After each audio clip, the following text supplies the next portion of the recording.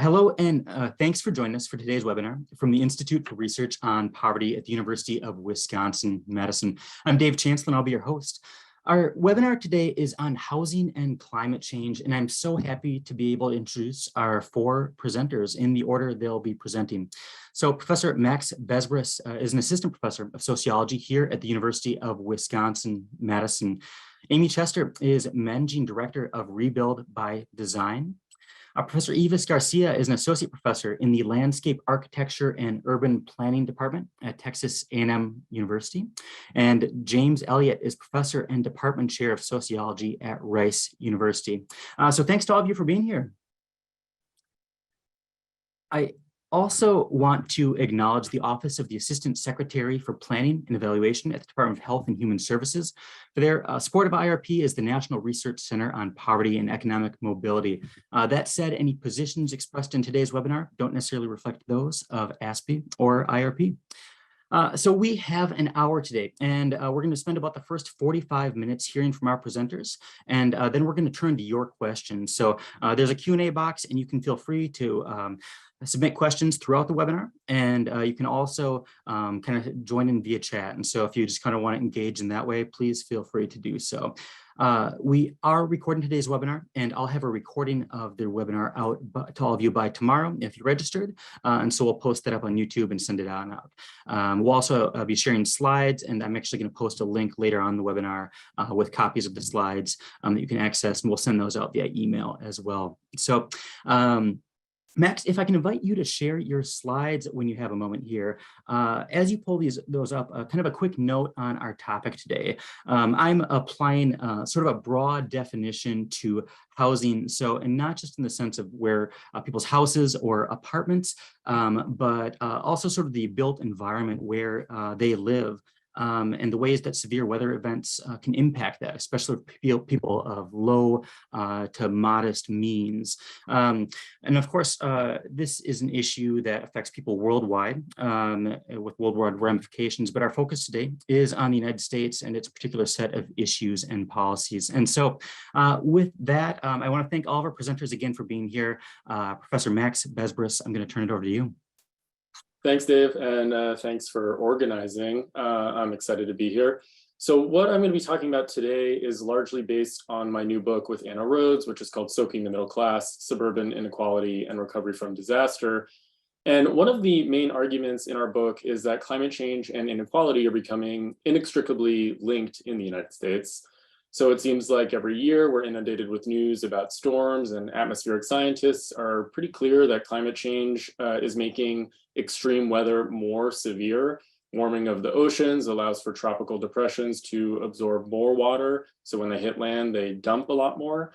Hurricane Harvey, pictured here over the Gulf of Mexico before its landfall, is really representative of this trend. Harvey wasn't a particularly strong storm in terms of wind speed or storm surge, but it was an incredibly costly storm. It's the second costliest storm in US history. It caused over $125 billion in damage, tying the nominal amount in dollars from Hurricane Katrina.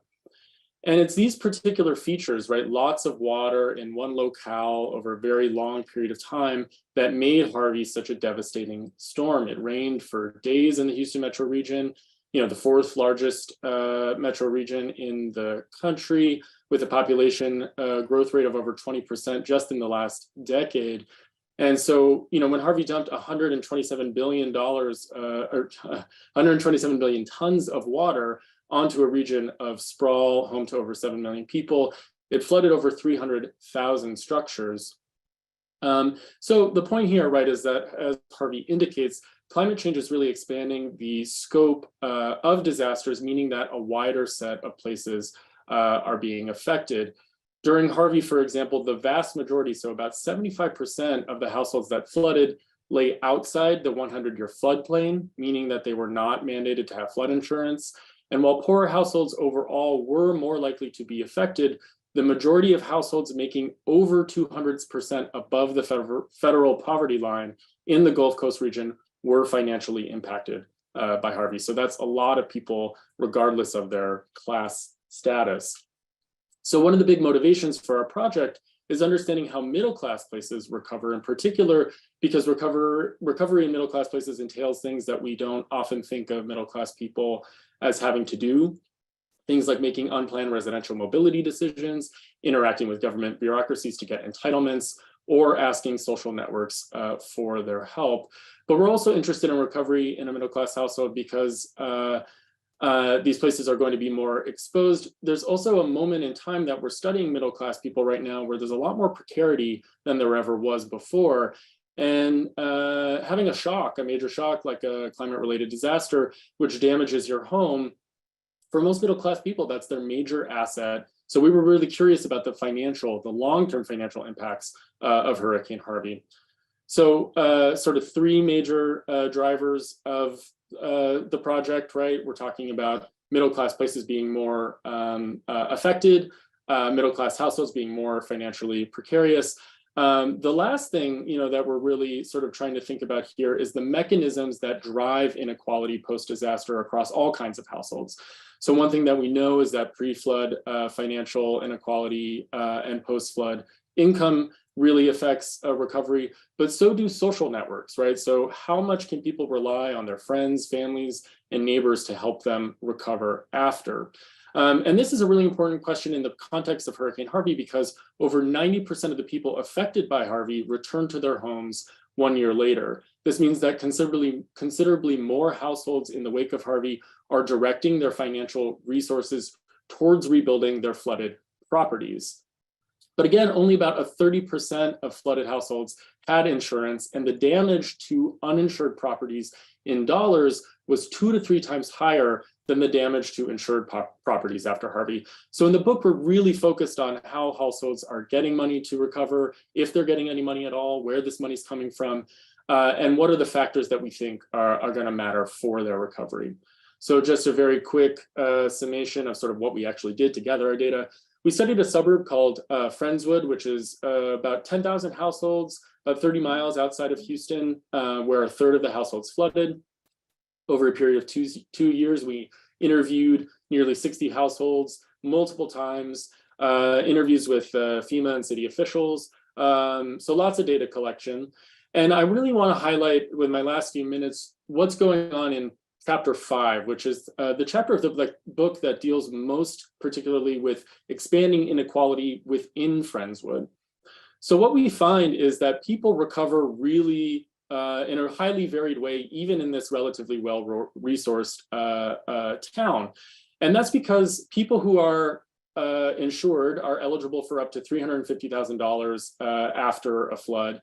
People who are uninsured are eligible for direct aid from FEMA, but that's capped at this storm at $33,000. And that's, so we're talking about exponentially different amounts of money for literally neighbors, right? People living next door to each other who get $350,000 and their neighbor getting $33,000. So this is obviously one of the major drivers of inequality post-disaster.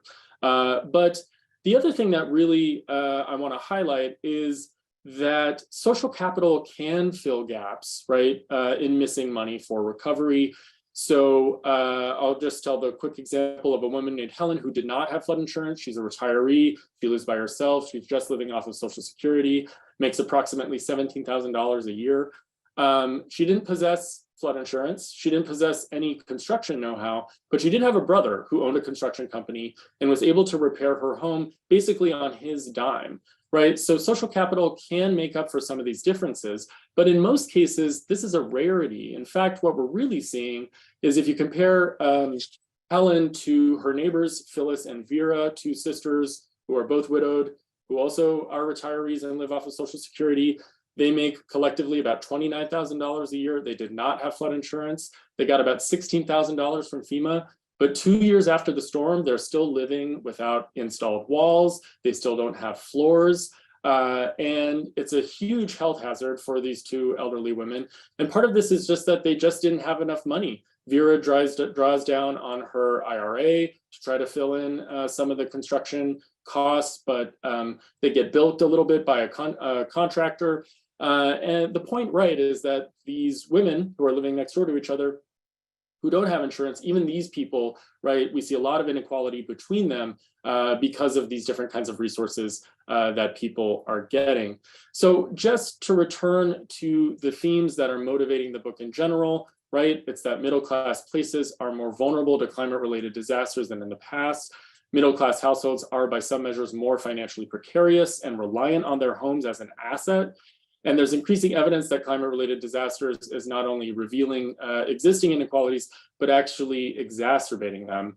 So in terms of solutions, and we'll talk about this, I'm sure, more during the Q&A, certainly we don't want affected households to suffer long-term financial, emotional, or health consequences resulting from increasingly likely exposure to climate-related hazards. But at the same time, we don't want to subsidize the return to increasingly vulnerable places, which is really what occurs in Friendswood after Harvey. I think what's clear from our findings is that what we need to do is create some novel policies, and that these policies need to do a much better job of communicating alternative residential options for people, so we don't have these elderly widows essentially stuck in their homes that don't have walls, that don't have floors, for years to come, not knowing if they're ever going to be able to live, to afford to be able to live in a fully built home again. So this also means we need a lot more risk communication. Most people don't actually realize what it's like to live near the water and what it means for their long-term financial health. So why don't I end there and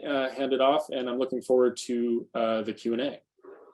Well, thank you so much, Max. And Amy, if I can invite you to pull up your slides as you get going here. And just a quick note, I hope it's okay to say this, but Amy's been having a little bit of a slowdown with her internet. And so we're going to be patient with her because I've seen her slides and they look great. And so I think they're worth the wait. So Amy Chester, Managing Director of Rebuild by Design, thank you so much for being here. Thank you. And it was great to hear Max's first presentation. We work on a lot of the same themes, although we focus on kind of the how do we plan and how could we plan better.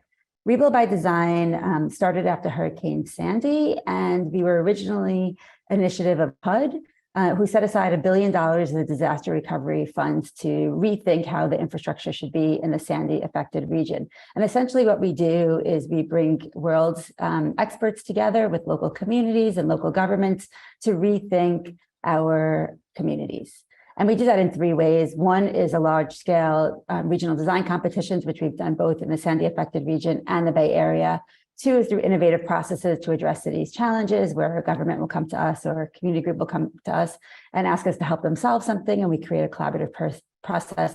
And 3 is through research and policy.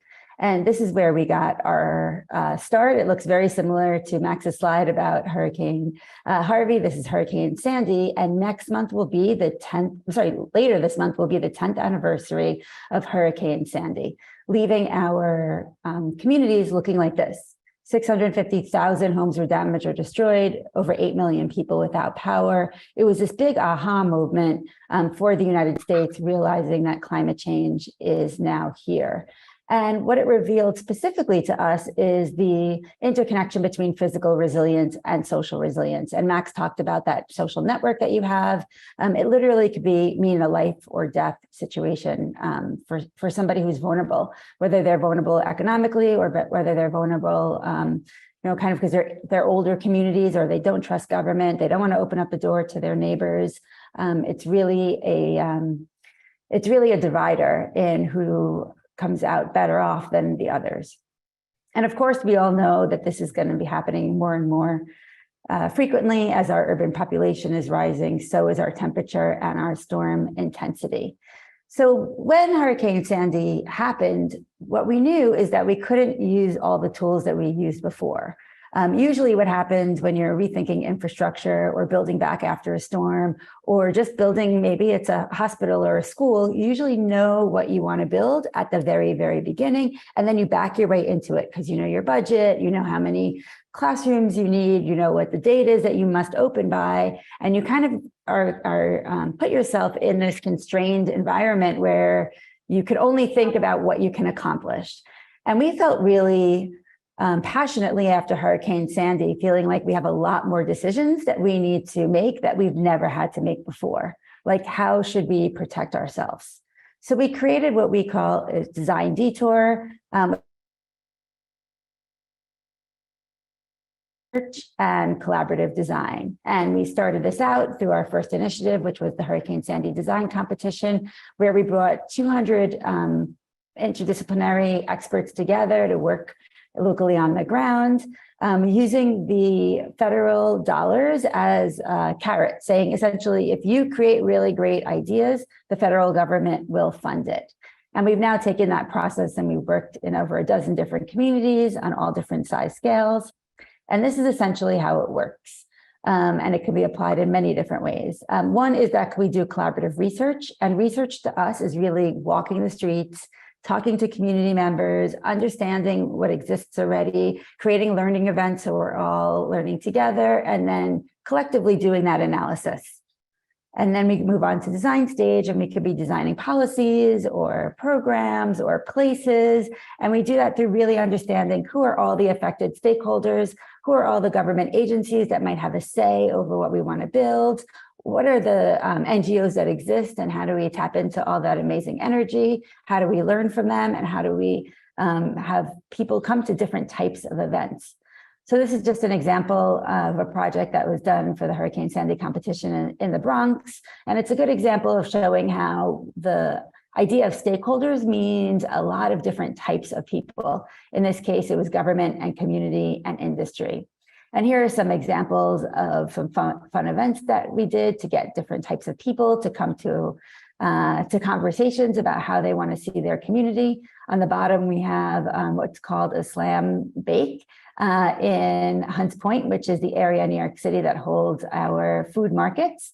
And it was literally a food competition that was hosted by a Food Network star working with communities and the industry there to talk about rethinking the infrastructure. We have another example of one that's focused on small business. And then the one to the right is a bike tour that we did with teenagers up and down the Paquonic River to talk about daylighting rivers and filling in over time. So in the Hurricane Sandy competition, we started out with 5 philanthropic funders and 4 partner NGOs, and we ended up working with over 140 different neighborhoods, almost 20 universities, and over 530 community stakeholder organizations, and many, many government agencies, which is enormous. And it's probably one of the biggest collaboration and engagement efforts that have ever happened. I don't know of anyone that's happened since then that has kind of worked with such a large scale. And if you want to put it in perspective, you can kind of divide it by 10 and have a good understanding of what each design team was able to accomplish in about 9 months. And in the end, the reason why we do it is because we really want to build education and support. We knew that we would leave and these projects would take more than a generation to implement, and that mayors would turn over and funding cycles will turn over. So we really wanted to leave behind a constituency that understood and shared the same values. So at the end of the competition, HUD awarded 7 projects, $930 million. Just flipping through 2 projects that have gotten a lot of attention. One is the Big U. There's probably over $2 billion in this project now. The New York City is implementing most of it. New York State, through an agency, is implementing another one. And it's essentially creating tailor-made infrastructure depending on what each of the communities wanted going around the tip of Manhattan. Another project that's completely different is Living Breakwaters off of Staten Island. These are offshore breakwaters that stop the wave action to slow down the erosion. Very quickly, I want to go through a couple of things that we've learned, which ends up really being all of the themes that we incorporate to all of our work going forward. The first is that after a shock, people need a productive outlet for anger. People are angry, they don't know what to do, they can't go on with their lives the way that it used to be. And if we're able to take that and channel the energy into something positive, they can feel really empowered and it works for everybody's benefit. The next is that interdisciplinary teams really work best together. When architects and engineers and scientists are sitting around the same table, it's very interesting what they can create together. So we try to replicate that on all different scales. The next is that government has high distrust everywhere. We work all around the world and every single community tells us they're different because they don't trust government, and every community is really the same. So we need to think about how do we create these processes where other people are in the lead and government can support the work. that everything we do is be on a system scale, because these storm events don't know government or political boundaries. They come in and just, kind of devastate multiple states or devastate an entire region who are not used to thinking about themselves as the same identity. And we end up having to build back that identity afterwards. That what we do in all of our efforts could be replicable, either in our region or in other regions. We should be always thinking about an eye towards education and how are we sharing our work with others, and that communities really know what works best. They have great ideas, it could work. They need to be listened to. They know what happens in their community way better than government does, and it does work out well in the end. The last one is just that plans change, and we told this to communities at the very beginning, and sometimes it's hard to remember that these projects during implementation are very tough, and sometimes governments or engineers have to change what happens in the middle of it. But as long as you have built that trust with the community and you go back to the community, they will understand it. That is something that did not happen in New York City. And this is just an example of one piece of the big U that the city changed their strategy overnight. Last thing I just want to tell everybody, which is a project that's very timely right now. These are images that did not happen through Hurricane Sandy. These are images of New York State through other flooding events that we actually don't hear about. And New York State is an example, and we have data for every single state now of how many disaster occurrences that they've had in recent time. And New York State, every single county had disaster occurrences in the past 10 years, and 60% had more than 5. And we did a lot of work and research to convince Governor Cuomo to create what's called a bond act. It's an environmental bond act that's going to be on the ballot this November 8th. He originally introduced it as a $3 billion bond act. It now has $4.2 billion, and that is going to address flood resilience and ecological resilience and sustainability in New York State, and that's on the November 8th ballot. And we'd love to work with other states doing something similar or what works in your state. So thank you very much. Look forward to hearing the other panelists. Thank you so much, Amy. And I'd like to invite Professor Ivis Garcia Zambrana to share your slides. And yeah, I turn it over to you now.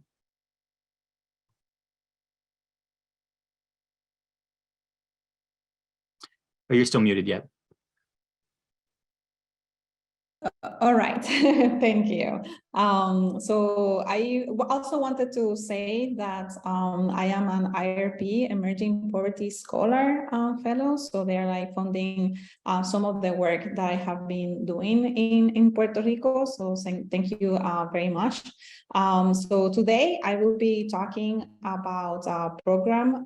So it's like the Repair, Reconstruction, and Relocation Program, or R3 program for short. And I will be creating multiple papers on the R3 program. So this one is like mostly about the concerns and recommendations that advocates have of this program. So some of the methods, I have been having conversations with a lot of advocates, are part of working groups such as the Disaster Recovery Housing Coalition of the National Low Income Housing Coalition. And I have also looked at some of the letters we have like drafted, also looking at reports, news clips, and things like that. So just to give you a background of this program, so it's under the housing program, which is like one of like 19 programs that were created in the action plan. And for this program, there was a allocation of $2.2 billion. And in this program, it's just two of the people that didn't receive enough like FEMA assistance, or they were still waiting for their homes to be repaired, so they could apply to this program. And there's like a priority that is like given to people that have blue tarps, which there was like still at the time like 30,000 blue tarps. So and there's still a lot of blue tarps in Puerto Rico, even with when Fiona happens. So it's for, again, people that might have like disabilities, low to moderate income households, and just like looking at the process. So you first obviously have to like meet the eligibility requirements, and just go through the damage assessment and the environmental review, look at the duplication of benefits, and then you might be able to qualify for your home to be, again, repaired, reconstructed, or relocated. I have been paying a lot of attention to the relocation in particular, because for the relocation, you actually needed to be in a flood zone, and that's like one of the number one or one of the issues that the advocates have looked at, because about 20% of people in Puerto Rico are in a flood zone. That's a lot more higher than in many places in the United States, because there's so much like informality in Puerto Rico. People don't go through the formal process of getting permits, and there's a lot of like, again, construction that they do on their own, and many times they don't check if this is like in a flood zone. So what this program is saying is that people that are in the flood zone cannot elevate their structures like it's done in other places in the United States, and that has been like a main barrier for people. There's like other issues that many of these have been in a way sort of resolved. So one of them is that for all these like federal documents, like looking at the guidelines and the action plan, so they're first made available in English, and then they're like translated. So there's always like a lag time, which obviously violates the Civil Rights Act. Also, there's often not public participation. So this is something that now Vivienda, which is the housing authority, is doing a lot better. But in the federal government has their own guidelines of participation, and in the local government, many times they're not accustomed to follow those. And obviously thinking about even finding populations that are hard to reach.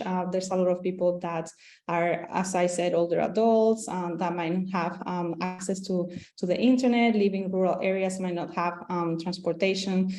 So that's like one of the issues that was like identified. Another thing about Puerto Rico is that there's a lot of people that subdivide their own land, and people tend to live communally and with a lot of families in the same area. And the way that the relocation program is being done is a very individualistic way. So it's not looking at the local culture and the interests of people of actually like moving together and finding spaces as a family or as a community.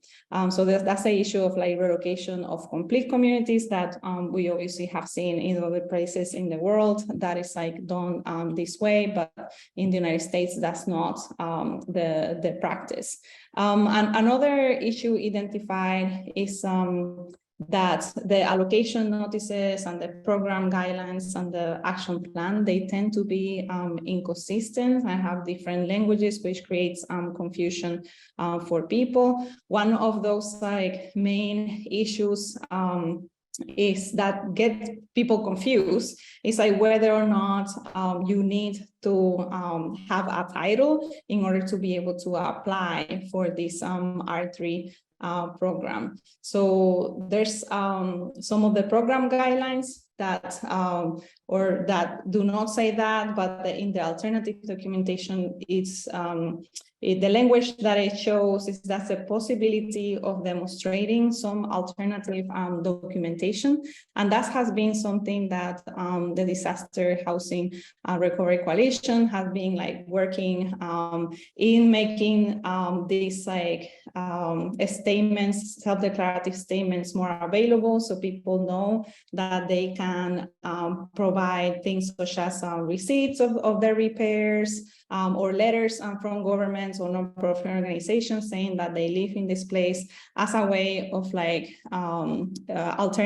again, show an alternative documentation to the titles. So about 20% of people in Puerto Rico do not have titles. So this is like a huge issue of people, again, being denied to participate in these programs.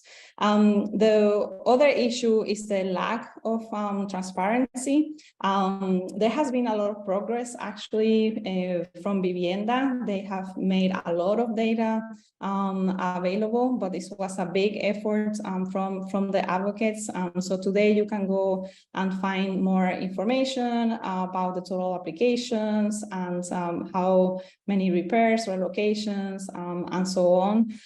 Still more data transparency is needed, because it's hard to tell where the locations, for example, are at.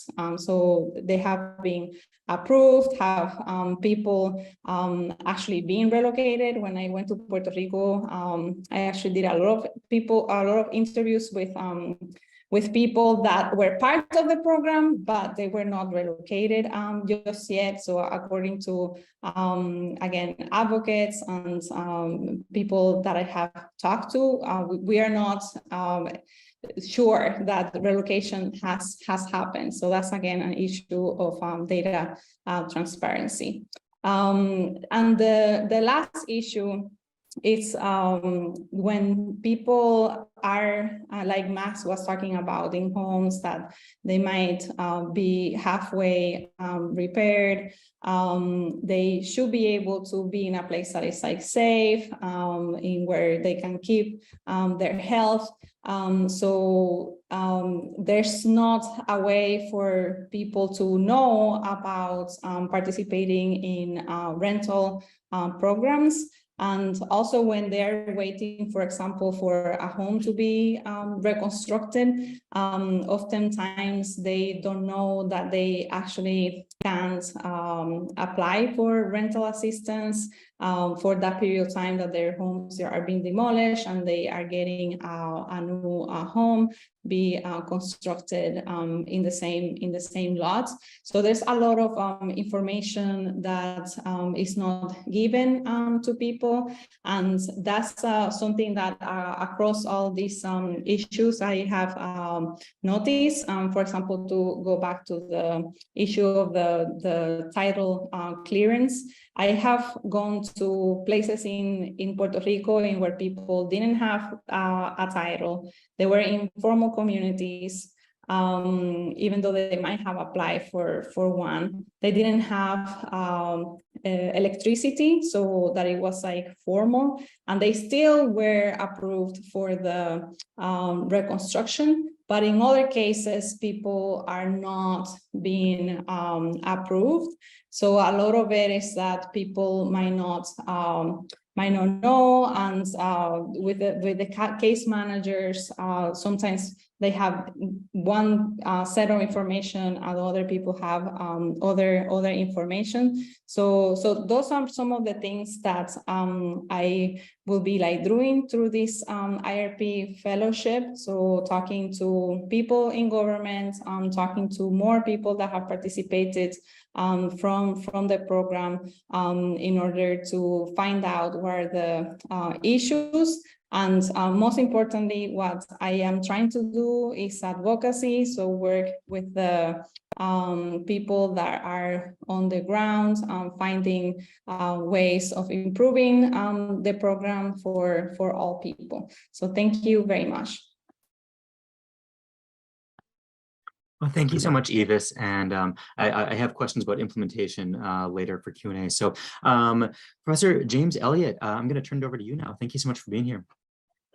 Yeah, thanks, Davis. Thanks, everybody. Again, Jim Elliott. I've done a fair amount of work on social inequities in disaster recovery, which I think has been really well discussed so far. So rather than repeating or echoing a lot of those points, what I thought I'd do is try to stretch our conversation a little bit here at the end on climate change and housing to think about a new form of environmental injustice that's looming on the horizon. And that's reflected in some of the work that I'll be sharing from this paper today that was just out a few months ago on the spreading of hazardous industrial waste from former industrial sites via flooding into nearby housing. And as my co-authors and I think about this, we really think about it as happening at the convergence of past and present land or environmental transformation. So if we think about the past in this case, we're talking about industrial production that really picked up in the 1930s forward and really in that process created amazing amounts of hazardous and newly toxic materials. So what most people don't realize is that in addition to creating jobs, a lot of that waste that was created was buried in the land.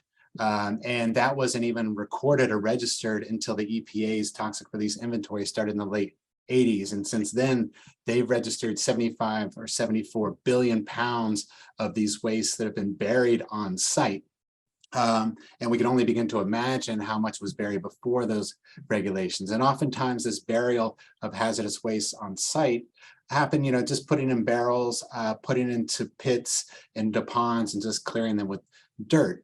And so as we move towards the future, in this case of climate change, that industry not only buried that waste into the ground, but it also changed the climate in a way that's going to bring more frequent and intense flooding of the sort that we've heard about. And so where these past and future sort of conditions are converging are around current housing and residences. So we're concerned about that, particularly because the residences and the people living in that housing are not oftentimes aware of the hazards that are beneath their soils, in large part because what appears there now are new parks and new businesses, and those old factories are no longer visible. So we're not the only ones thinking about this. In a recent story, an award-winning story by Yvette Cabrera in Southern California, particularly the Barrio Logan area of Orange County, she was interested in the fact that they were finding a lot of health cluster issues and health problems in this town, this Latinx town, but they couldn't figure out why, what the source was, because there weren't a lot of visible industry or manufacturers nearby that might be producing those hazardous substances. So what she did is she went into the archives and found evidence of many sites operating in the past that stopped operating by the 1970s before the EPA began registering those hazards. And she calls those lingering contaminated soils the ghosts of polluters past. And so for us, what that showed is that the environmental problem in Barrio Logan wasn't just an environmental problem, it was also an empirical problem of trying to find out where these ghosts of polluters past or these contaminated soils that haunt communities to this day are still located. So we wanted to take this research and make it more general. And so what we did is we used some of the same sources that Yvette used, which are these state manufacturing directories. And state governments have produced these since the 1950s as a way to connect and boost local manufacturers in their state. And so here's a sample, an example from the 1975 directory in Louisiana that shows, for instance, data that we can then extract. Shows this is a site that, here's the address. It's been operating since 1928. It's produced a number of hazardous products, including vinyl asbestos. And so we can use these data as we work with machine learning tools to build a database that we can follow over time. And so what we did is we focus on the 6 major industrial sectors that in our local case studies that I'll mention in a minute, but also nationally have been known to really bury a lot of hazardous waste on site in the lands. And so are all the sites that we find through these directories polluted? The answer is nobody knows. But research from the early 90s, shortly after the Superfund Site Act was instituted, went back through thousands and tens of thousands of sites and found probabilities for different sectors that we're looking at in this study. And they show that on average, the probability of hazardous contamination is from 75 to 95%. And if you look at industrial histories, you can also, by each one of these sectors, whether we're talking about manufacturers of chemicals, petroleum, plastics, primary metals, we're really working and depositing a lot of different types of hazardous materials, including not only lead and mercury, but a number of other chemicals that the EPA now considers harmful to health. So with that, what we needed to do is begin to think about where we're going to study these dynamics. And so we wanted to think generally about the problems across the country. So we picked 6 different cities. We got Portland, Houston, New Orleans, Minneapolis, Providence, and Philadelphia. And we've got this database now of these hazardous sites that are likely to be depositing waste on land in the past and are now invisible. They're relics, they're ghosts, they aren't operating at this point. And then what we needed to do was match those data with address-specific flood risk data. And that's where we were able to generously work with the First Street Foundation to get address-specific flood risk projections out to 2050. And so we used their level of the score of 3 out of a scale of 1 to 10 to consider a site to be at elevated flood risk. So with those data together, we got the site data, we got the flood data. Our questions are basically fourfold. How many of these things exist out there since the 1950s and are largely invisible now? Where do they tend to be located? How many people live nearby? And do those sites tend to converge in socially vulnerable or historically marginalized areas? So the first question, how many flood-prone relics are there? So in short, there are 2 answers. There are a lot of them. There are hundreds and thousands in most cities. And second, this number is far in excess of what the Government Accountability Office has identified as key sites of concern from flooding of hazardous sites and facilities in brownfields. So for instance, in Harris County, the central county of Houston, the government report identifies 15 sites, the worst of the worst. We find over 2,000. Where are these flood-prone sites located? Again, the answer is sort of twofold. The first is all over. Here's an example from Houston. We see dots all over. But the second part is we find them also concentrated in specific zones of areas. And if you look at our other 5 study cities, we see the same patterns. Lots of these flood-prone relics are ghosts waiting to transport hazards through flooding, but also concentrated in particular communities. Now we get to the housing. Where is this stuff converging? And so here we see a number of different scales in terms of how you define who lives nearby. So if we take the most tight definition, that's the red bar, the pink bar here. Those are the number of people who live in a elevated flood-prone home. By elevated, I don't mean it's elevated itself, but they're at a higher risk of flooding with climate change. They're on a block where their flood risk is elevated, and on that same block, they have a relict industrial site that's also at risk of elevated flood risk. So what we have is the possibility of a direct transfer through water during flood time. So in Harris County, again, we see 35,000 people live in this kind of situation. In Portland, Oregon, 14,000. In Philadelphia, 12,000, and so forth. And if we scale up to surrounding homes and surrounding blocks, we begin to see tens and hundreds of thousands of people potentially exposed to these hazardous wastes as floodwaters carry them out of the soil. So then we did a number of modeling scenarios. I'm not going to bore you with the details, but what we were trying to do is assess what types of populations tended to be most at risk of these new forms of industrial exposure as the ghosts sort of get flooded from a relic site to nearby housing, parks, and public spaces. And so we did a lot of modeling, and we focused specifically on the Center for Disease Control's Social Vulnerability Index. And we used 3 of their themes or components of that in particular: the socioeconomic status of a local block group, or neighborhood, the minority status, which takes into consideration racial composition, English language, mastery, and then housing conditions. And we modeled those, and there are a lot of different results, but these are the main ones. And in these graphs, what we see is vulnerability. We've scaled these in the socioeconomic status and minority status and housing to have minority scores go from low to high, or from less to more vulnerable in the area. And so the first big finding we have in this regard is that the more socially vulnerable the population in an area, the more likely they are to have a relict industrial site, which probably has hazardous waste in the soil that is prone to flooding. And so the second thing we see is that of those different themes or components of the social vulnerability index, it's really minority status and housing conditions that are the strongest predictors. So the more vulnerable a neighborhood along those different dimensions, the more likely they are to be exposed to this convergence of past and present concerns. So to close, we're not the only ones, again, thinking about this.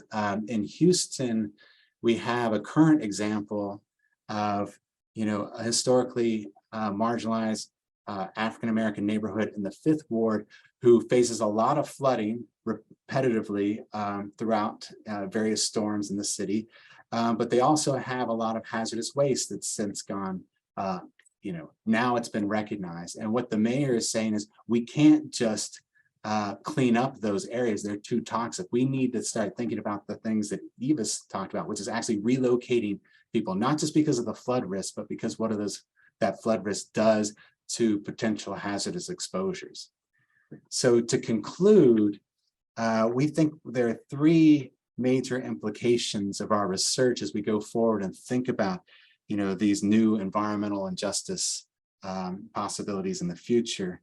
And the first is that exposure to hazardous industrial waste, the classic subject of environmental injustice research, and rising flood risks, sort of the new concern, are not separate issues. They are actually increasingly connected and compounding as floodwaters enter into hazardous waste areas in cities throughout the country. Second, as we think about that, we can't rely on the usual business of government going in and identifying specific sites of concern. There's this Superfund site, there's that Superfund site. What we need to think about are the whole zones where these things cluster, and really beginning to work with community members across those neighborhoods. And third and finally, as we do that, we need to rethink what disaster and flood mitigation policy is and recovery, and start thinking not just about protection from the water, but also cleaning up the ghosts of polluters past. Thank you. Jim, thank you so much. And if I can invite Ivis, Amy, and Max to turn on their cameras, we're going to turn to Q&A now. And so I'd like to invite our audience members to continue submitting questions for us. But, I think I will start with Max, because Max, I know you have to leave a little bit early today. You a couple months ago, you had an article in the New York Times kind of talking about managed retreat. We heard a little bit about that today. But it does seem like there's this tension, right, between some of the social capital issues you talked about, some of these community efforts that you have, and trying to get people to move away from their neighborhoods, their neighbors. And what have you seen there, and what can you tell us about that from what you've seen? Yeah, it's a really hard problem, circle to square, right? People have these deep connections to where they live, right? And we don't want to move people forcibly, right? And yet the strategy of managed retreat, right, we've heard from a few people, right, sort of seems to make a lot of sense given the risks and vulnerability that a lot of different communities are facing right now. I think one thing that is preventing, well, there's a lot of things from preventing managed retreat from sort of scaling up into being, I think, a more effective strategy. But one of them certainly is that people don't really know what their options are in terms of moving. Certainly one thing we found in Soaking the Middle Class is that these people who live in this, relatively bucolic middle class community is that they really like it. They don't think the schools are as good in other suburbs. They don't think the neighbors are as friendly in other suburbs, right? And so it's these kinds of amenities, right, that people need to be at least made aware, right, are at least, somewhat available in other places, less risky places. And so for thinking practically, one thing that I think FEMA could absolutely do for a relatively low cost with, I think, a pretty big payoff is start to deploy housing counselors in the aftermath of disaster. This coupled with mortgage forbearances and eviction moratoria would give people, on the one hand, the sort of financial leeway, the cushion, to not have to say, all right, I have to get back in my house immediately. I have to start repairing it immediately. I owe all this money on it, right? I need to start making sure that that asset isn't going down. Along with people like housing counselors who could help them make those decisions, think about alternatives, right? And think about different kinds of places to live in that aren't going to be as vulnerable. Again, I'm not saying that there's any easy solutions here, but we absolutely need to start thinking about what we can do to move people away from these places that are just gonna, keep flooding, keep burning, keep having toxic waste exposure. When I asked that question, I saw the other three presenters nodding their heads a little bit. So I want to give each of you an opportunity, if that's something that you've kind of encountered in your work and you've got a different take. Amy, did you have anything you wanted to add there? Or I mean, he's right on. It's extraordinarily complex. And the only way we're going to be able to do it is if we're having these conversations ahead of time, not after an event where people are, holding on to their house and what's left of it in a kind of where you feel like something has just been ripped out from beside you. So we're actually going to start a project with New York State that is going to be working with communities, both at the water's edge and upland communities, to start thinking about what are all the things that we need to know in advance in order to make these decisions. And I wanted to add, like in Puerto Rico, has been several attempts of doing this in places that are already like flood, but many of these efforts are done by governments, and I think that there's like a lot of trust from government. So I think that, again, finding nonprofit organizations or having efforts from community leaders, and obviously that they get paid for those efforts as well, I think it's absolutely key. So it's, again, just going back to what Max says, just like having case managers, but maybe those being community leaders will make a difference. And I'll hop in there as well. We've done some research here in Houston as well as nationally on buyouts, particularly the FEMA program, which has to be voluntary. And one of the things we find through all this complexity is, I think, getting to some of the points that Max made in his presentation, which is, it is not a push from a place, it is also a pull to somewhere else, right? And unless you know or have a plan where you're going to end up, it's not clear you want to engage in that voluntary relocation. And so we use that leverage to think about the social value of home and the economic value of home. But in Houston, what we found is Houston is the buyout capital of the country in terms of sort of FEMA buyouts, at least. And we are interested in how what looks like the same policy actually gets refracted through neighborhood inequities and the ability to think about where else you might go and the amount of money you might be able to use to move. And in short, what we found is that there's a very different retreat for white communities than for communities of color. And in short, the white retreat, when it happens, tends to be relatively close by and relatively clustered. People are moving just a few miles, if that, and they're staying relatively close to one another, maintaining a placement, attachments to place and community. In communities of color, you don't have that. There is a farther diaspora, and so they're farther away from each other. So that has implications for the social capital of the community that stays behind, because in none of these buyout situations is the community itself being bought out. The policy enters in, at least through most of the policy in the US, at the level of individual homeowners who are having to make complex decisions that Max and Amy and Ivis talked about. Thank you so much for all of you for that. As I mentioned, Max does have to leave a little bit early. And so, Max, I want to give you kind of, before you leave us today, like what do you want to leave us with? What have you found in your work, and where should we be looking forward here? And we'll jump back to the regular Q&A. Well, again, Dave, thanks for putting this together, and to all the other panelists. This has been a really great discussion so far. I guess the thing that I would say for people who are thinking about how to mitigate against downward mobility, right, in the wake of disasters, is there needs to be more, just in general, right? There needs to be more aid, certainly in the aftermath. It needs to last for longer. One thing that we find, in our work is that both in terms of formal aid, but also the kind of informal social networks that people activate in the aftermath of disaster, these things tend to fade pretty quickly. And recovery takes a long time, a lot longer than most people think it's going to. So our sort of timescapes, and Amy sort of referred to this too, when she mentioned that this is something that we need to start planning for before these events happen, right? A lot of our policy right now is super reactive, right? And it needs to be, for lack of a, it sounds jargony, but proactive, right? And so a lot more planning, right, on the scale of working all the way down from the federal government to local municipalities. I know I'm sort of rambling. I guess the one thing that I would, before I do have to leave, the one thing that I would say is we need a much better strategy of risk communication in this country, right? People just don't understand how vulnerable the places that they live are to anything, to flooding, to fires, to the kind of environmental toxins, right, that I think that Jim's work is really pointing to. And so if we just have, I think, and this isn't something that is super complicated either, if we just have better models that are communicated clearly and effectively to people, right, about the risks of where they live, we might start getting some leverage in terms of people making alternative decisions about where to go, right, where they want to be, and how they want to spend their money, right, if they want to save their assets. Okay.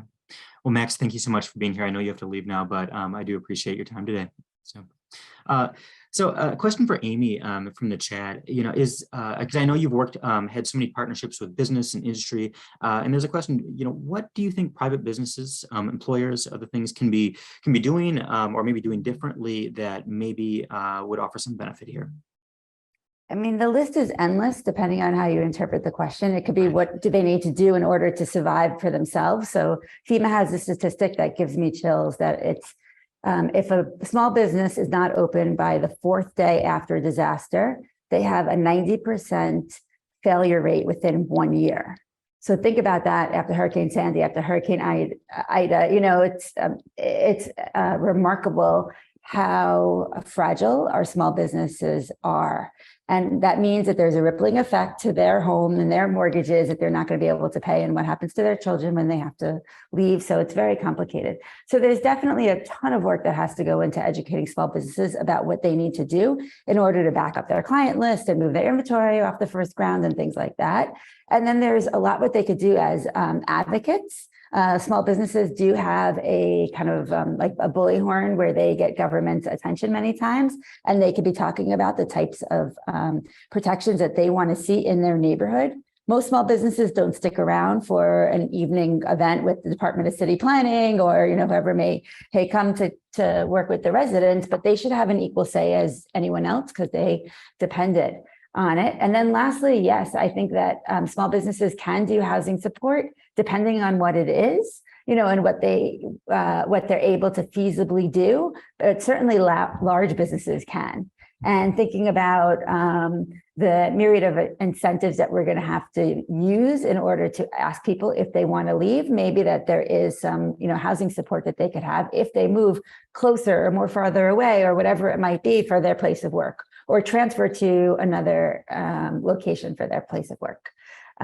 So I think there's a lot out there, and I bet the other panelists have their own lists of ideas.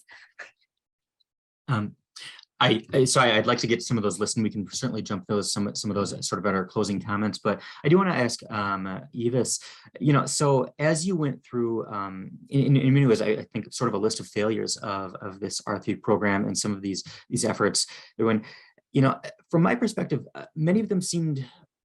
It was unsurprising that some of these efforts were not working well. I mean, I think in some ways this points to maybe a lack of pre-planning, and as we've talked about, we've heard about here. And so, I think from your perspective and what you've learned as you've worked in this program, what sort of things would you emphasize in pre-planning to better reach people like in Puerto Rico and that have more specific community needs?